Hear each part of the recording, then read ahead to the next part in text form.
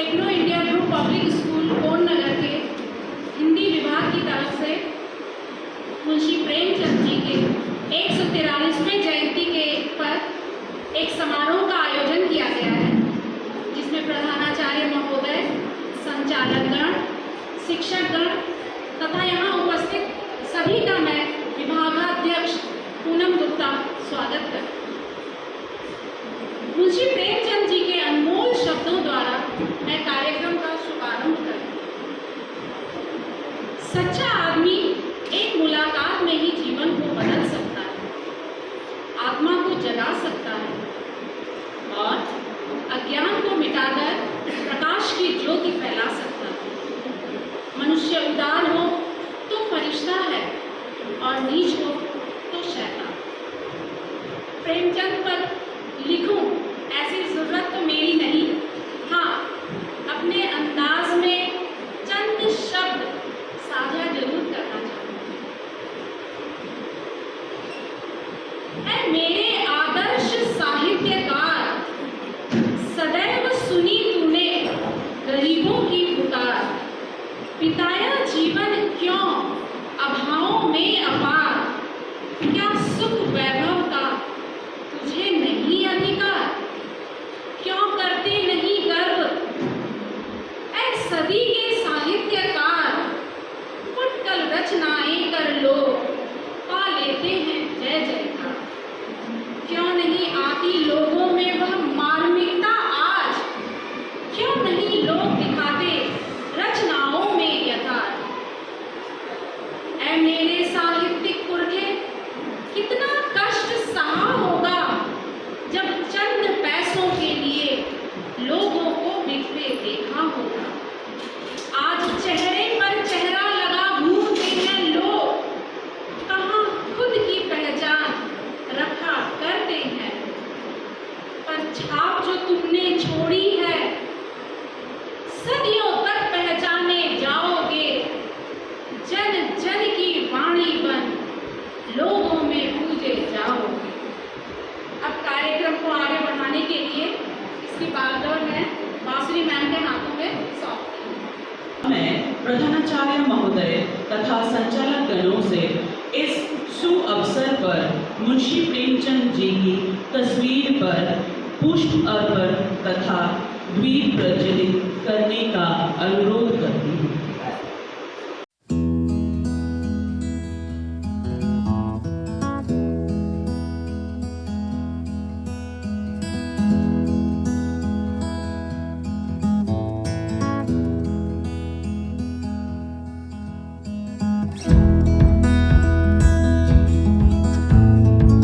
बात है कि पहले बार हमारे स्कूल में हिंदी विभाग और सभी हिंदी विद्यार्थियों ने मिल के इसे आयोजन किया। साथ में Techno India group public school Nabagram की जो एकेडमिक्स की महत्व है, ये जयंती सेलिब्रेशन में उसको बहुत आगे बढ़ाएगा। हिंदी भाषा को आप लोगों के अंदर और ज़्यादा से ज़्यादा इन्वाइट करेगा कि उनका जीवन, उनका दर्शन मुंशी प्रेमचंद, जिन्होंने आज नहीं 1880 से 31 जुलाई में उनका बर्थडे है, वो भी बेनारस के एक छोटा से गांव में उन्होंने पैदा हुए। उसके बाद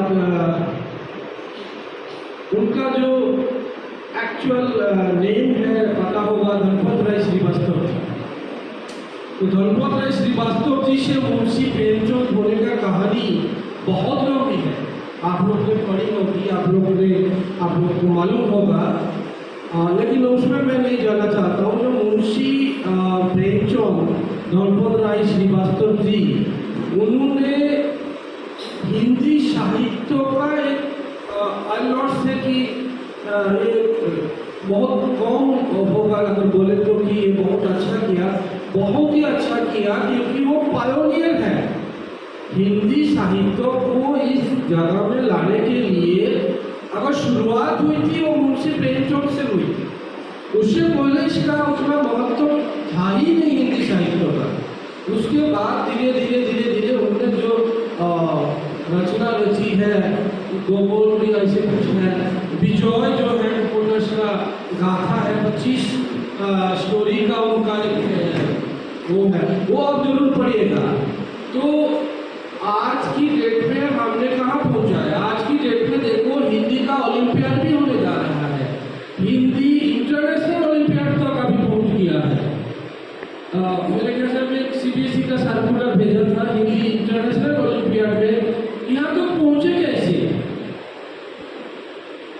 मुंशी प्रेमचंद जी अगर पायोनियर नहीं होते हिंदी भाषा साहित्य की भाषा शैली, उसका विचित्रता सब कुछ मिला के आज अगर देखें, he was the pillar of Hindi language in Indian literature paradise. नमस्कार। आदरणीय प्रधानाचार्य महोदय, संयोजकगण, शिक्षकगण तथा यहाँ मौजूद सभी लोगों का स्वागत है। मैं आरुषि तिवारी कक्षा 8 से आज एक ऐसे लेखक की बात करने जा रही हूँ जिसने हिंदी साहित्य ज्ञान एवं जगत को गौरव प्रदान किया है। वो है मुंशी प्रेमचंद। हिंदी साहित्य जगत में प्रेमचंद जी का नाम बड़े आदर से लिया जाता है। प्रेमचंद जी का जन्म 31 जुलाई सन 1880 को वाराणसी के नभी नामक गांव में हुआ था। उनका मूल नाम धनपत राय था। पिता अजायब राय, माता आनंदी देवी तथा पत्नी का नाम शिवरानी देवी था। उन्होंने शिक्षा विभाग में नौकरी की, परंतु असहयोग आंदोलन में सक्रिय भाग लेने के लिए नौकरी से त्यागपत्र दे दिया और लेखन कार्य के प्रति समर्पित हो गए। उनका बचपन अभावों में बीता और शिक्षा देर तक ही हो पाई। उनका देहांत सन 1936 में हुआ। उनकी प्रमुख कहानियां मानसरोवर के 8 भागों में संकलित है। ये नवाब राय के नाम से उर्दू रचनाएं भी किया करते थे। उनकी हिंदी प्रमुख रचनाओं में निर्मला, गोदान, रंगभूमि, कर्मभूमि, सेवा सदन, कबर, करबला, संग्राम प्रेम की बेटी, नमक का दरोगा, फूस की रात, बड़े भाई साहब, मंत्र, ईदगाह आदि है। उनकी रचनाओं का मूल विषय किसानों और मजदूरों की दयनीय स्थिति, दलितों का शोक क्षण, समाज में स्त्री दुर्दशा और स्वाधीनता आंदोलन है। इनकी लेखनी इतनी सरल और सीधी सादी है कि हर वर्ग उस भाषा को आसानी से समझ सके। इन्होंने हिंदी, उर्दू के अलावा अंग्रेजी शब्दों का भी प्रयोग अपनी रचनाओं में किया है। मैं अपने वक्तव्य को प्रेमचंद की मशहूर पंक्तियों के साथ विराम देना चाहती हूँ। आकाश में उड़ने वाले पंछी को भी अपने घर की याद आती है। धन्यवाद। ख्वाहिश नहीं मुझे मशहूर होने की, ख्वाहिश नहीं मुझे मशहूर होने की। आप मुझे पहचानते हो, बस इतना काफी है। अच्छे ने अच्छा और बुरे ने बुरा जाना मुझे, क्योंकि जिसकी जितनी जरूरत थी उसने उतना पहचाना मुझे। जिंदगी का फलसफा भी कितना अजीब है। शामें कटती रही और साल गुजरते चले जा रहे। एक अजीब सी दौड़ है ये जिंदगी। जीत जाओ तो कई अपने पीछे छूट जाते हैं और हार जाओ तो अपने ही पीछे छोड़ जाते हैं। बैठ जाता हूँ मिट्टी पे अक्सर, क्योंकि मुझे अपनी औकात अच्छी लगती है। मैंने समंदर से सीखा जीने का सलीका, चुपचाप से बहना और अपनी मौज में रहना। ऐसा नहीं कि मुझ में कोई ऐब नहीं, पर सच कहता हूँ मुझ में कोई फरेब नहीं। एक घड़ी खरीद कर हाथ में क्या बांधी, वक्त तो पीछे ही पड़ गया मेरे। सोचा था घर बनाकर बैठूंगा सुकून से,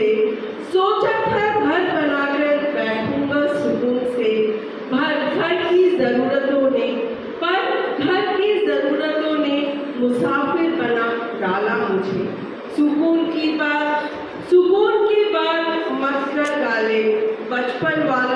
शुरुआत अब नहीं आता। जीवन की भागदौड़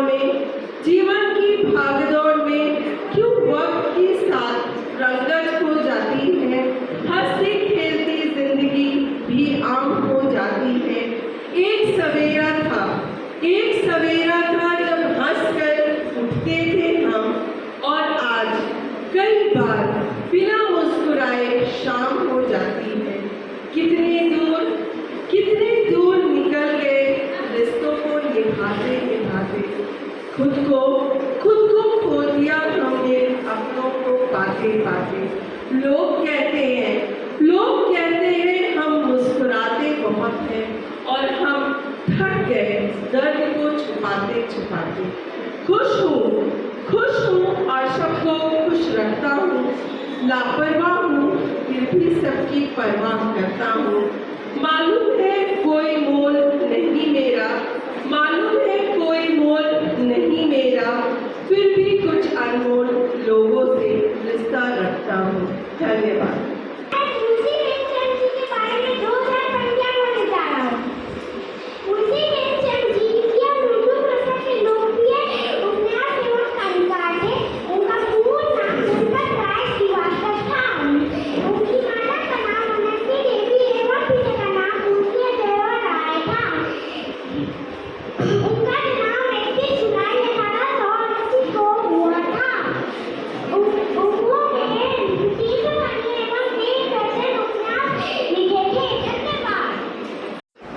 मेरी कोई आकांक्षाएं नहीं। इस समय तो सबसे बड़ी आकांक्षा यही है कि हम स्वराज्य संग्राम में विजयी हों। धन या यश की लालसा मुझे नहीं रही। खाने भर को तो मिल ही जाता है। मोटर और बंगले की मुझे अभिलाषा नहीं। हाँ, यह ज़रूर चाहता हूँ कि 2-4 उच्च कोटि की पुस्तकें लिखूँ, पर उनका भी उद्देश्य स्वराज्य विजय ही है। नमस्कार, मैं मुंशी प्रेमचंद हूँ। मेरा जन्म 31 जुलाई 1880 को वाराणसी के लम्ही नामक छोटे से गांव में हुआ था। मेरे बचपन का नाम धनपत राय था। मेरे पिता का नाम अजायब राय, माता आनंदी देवी और पत्नी शिवरानी देवी। मैं मुख्यतः हिंदी और उर्दू भाषा का लेखक हूँ। मैंने कई कालजयी रचनाएं लिखी हैं, जिनमें सेवा सदन, गबन गोदान, प्रेम की बेदी, पूस की रात, ईदगाह, संग्राम आदि कई प्रमुख रचनाएं रही हैं। धन्यवाद। नमस्कार, मैं प्रवीण कुमार झा कक्षा 8 से आज इस प्रेमचंद जयंती के अवसर पर एक छोटी सी स्वरचित कविता आप लोगों के सामने प्रस्तुत करने जा रहा हूँ। हिंद का कर प्रेमचंद लिखी उन्होंने कई रचनाएं, उपन्यास और लघु कथाएं, जीवन शैली को दर्शाए उनकी अद्भुत सभी कलाएं। हिंदी साहित्य उनकी पहचान, समाज में फैली गरीबी, भ्रष्टाचार इन मुद्दों पर करते हुए मानसरोवर गबन को दान उनकी कुछ रचनाओं के नाम जन्म से धनपत राय, लेखन में प्रेमचंद कहना।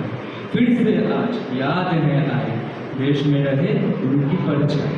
लिखी उन्होंने कई रचनाएं, उपन्यास और लघु कथाएं। धन्यवाद। प्रेमचंद वो नाम है जो अंतरात्मा में उत्पन्न हर भावना को शब्दों में बांधने की शक्ति रखता है।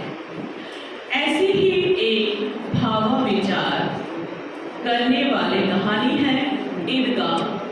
अब बच्चे नाटक के माध्यम से आपके सामने प्रस्तुत करने जा रहे हैं। आइए देखते हैं। अभी तो नए कपड़े पहनकर जाएंगे ईदगाह में, और मैं वही पुराना फटा पजामा। अरे कहाँ फटा है, दूसरा धोकर भी रख दिया है। तूने मैंने इजारवान भी डाल दिया है। कुछ तो नया हुआ ना। महमूद तो शेरवानी पहनकर जाएगा ईदगाह में, और मैं वही जाड़वन जो दिखता तक नहीं। तू ईदगाह थोड़ी नहीं जा रहा है। क्यों नहीं जाना मैं ईदगाह? सभी तो जा रहे, शमी भी, अनवर भी, रशीद भी। देख बेटा, उन्हें तो बड़ी बड़ी ईदी देंगे माँ बाप, पर मेरे पास इतने पैसे कहाँ जो मैं तुझे ईदी दूंगी। यहाँ तो दूसरी वही के इंतजाम में ही सारे पैसे खर्च हो गए। अच्छा, अब वो छोड़ किधर आ?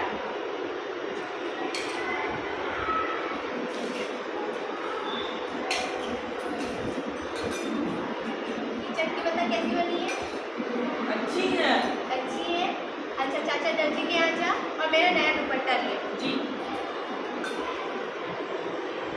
चाचा, मेरी दादी का दुपट्टा तैयार है। दुपट्टा? कौन सा दुपट्टा? अरे तुमने पजामे के लिए कपड़े दे गए थे, वो तैयार। अच्छा, चाचा मेरी दादी पर ही छुट्टी है। अब समझा, जारबन भी नया डाल दिया है। दादी, दादी, देखो मेरे नए कपड़े। दिया है। अच्छा पहन के दिखा तो सही।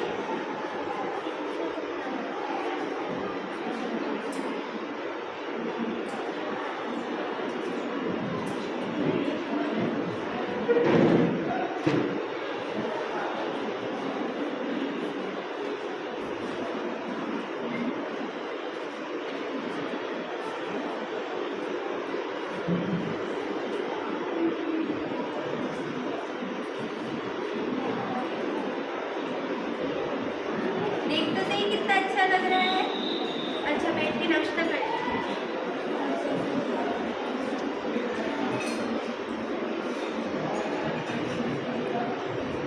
हाँ ये तो बता, कोई बड़ा साथ में है कि नहीं?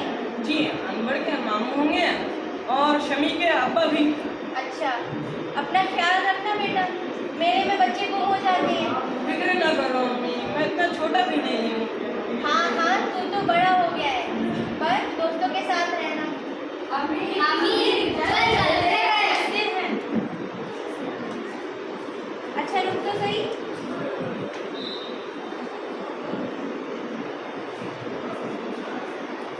एक इधर नहीं है तेरी दीदी के लिए, मेरे में अपने ऊपर खर्च कर दो।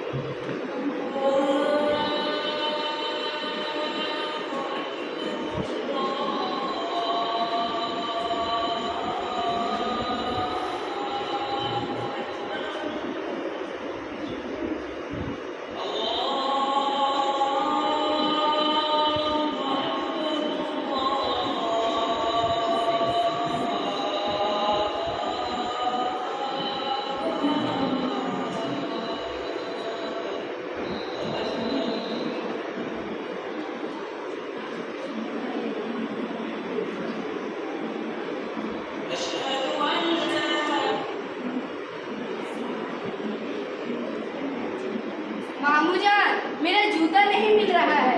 अरे यही होगा बेटा, मिल जाएगा, ढूंढो। मेरा भी है मामू जान। ये भी वही है मामूजान। नहीं मिल रहा है। तुम घर से पहन के भी आए थे? हाँ। अच्छा छोड़ो, चलो।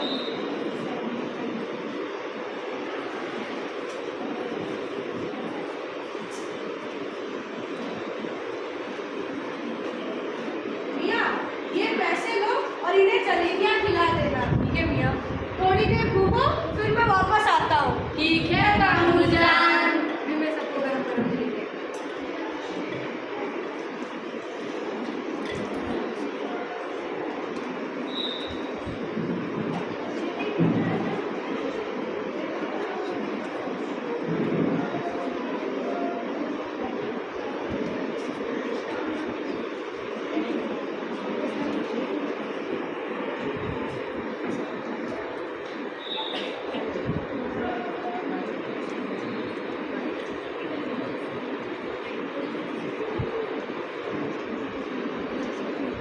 ये मिठाइयाँ कितने की है? ये 10 की। और ये वाली ये दीदी दे दो।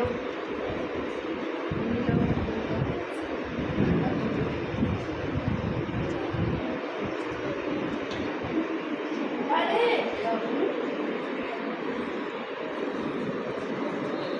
गुब्बारे ले लो, गुब्बारे, रंग बिरंगे गुब्बारे। अरे ये गुब्बारे खरीदने हैं। कितने की है गुब्बारे? ये 5 की है और ये 10 की। मुझे तो ये वाली चाहिए। ये वाली ऑरेंज वाली दे दो।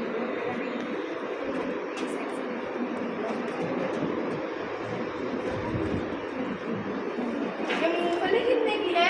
10 रुपये। मुझे कौन सी?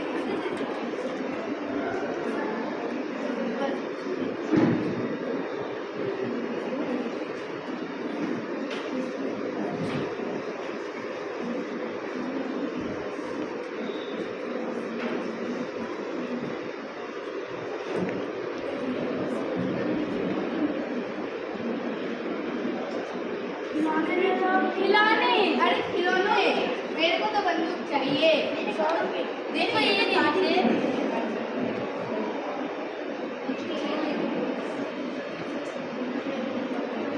अरे तू खिलौने नहीं खरीदेगा? मैं कुछ नहीं लूँगा। हमें तेरी सारी चाल पता है। जब हमारे सारे पैसे खत्म हो जाएंगे तब तू हमें ललचा ललचा के खाएगा। चिमटा वाला, टोपी वाला। ये कितने की दी है?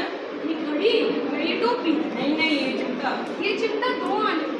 ठीक ठीक बोलो भैया। तुम्हें 2 पैसे में ही दे देंगे क्या? एक आने में हो तो बोलो। छोड़ दो।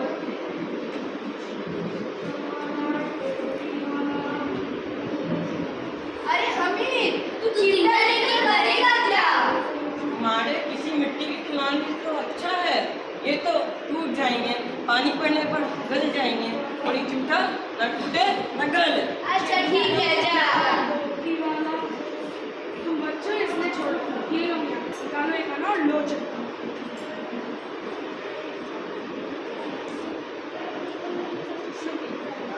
तू तो चिमटा लेके फंस गया। तेरे तो सारे पैसे बर्बाद हो गए। बर्बाद क्यों? मैं इस चिमटे को ऐसे कंधे पर बंदूक की तरह टांग सकता हूँ, ऐसे कप्तान की तरह बजा सकता हूँ। वो है ना तुम्हारे खिलौने से अच्छे है। ठीक है, जा। दादी दादी, देखो मैं तुम्हारे लिए क्या लाया। सारे दिन बिना खाए कि क्या ले आया तू? दादी, ये बनाती हो, आपके हाथ जल जाएगा, आपके हाथ नहीं जले। तू मेरे बारे में इतना सोचता है। अल्लाह तुझे सलामत रखे। आ जा, तू थोड़ी देर मेरी गोद में आराम कर ले, फिर मैं तुझे गरम गरम सेवइयाँ खिलाती हूँ।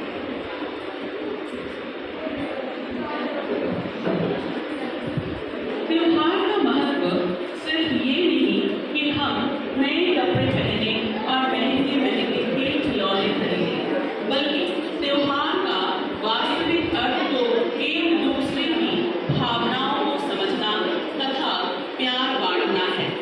हालांकि इस ईदगाह नाटक में हमने देखा हमें किस तरह अपनी इच्छाओं का दरकिनार कर अपने दादी की तकलीफ को समझता है तथा उनके लिए चिमटा खरीद लाता है। साहित्य के पितामह को कोटि कोटि नमन करते हुए मैं इस समारोह के समापन की घोषणा करती हूँ तथा आशा करती हूँ कि हमारा ये समारोह आपके जहन में एक मीठी याद के रूप में विद्यमान रहे। धन्यवाद।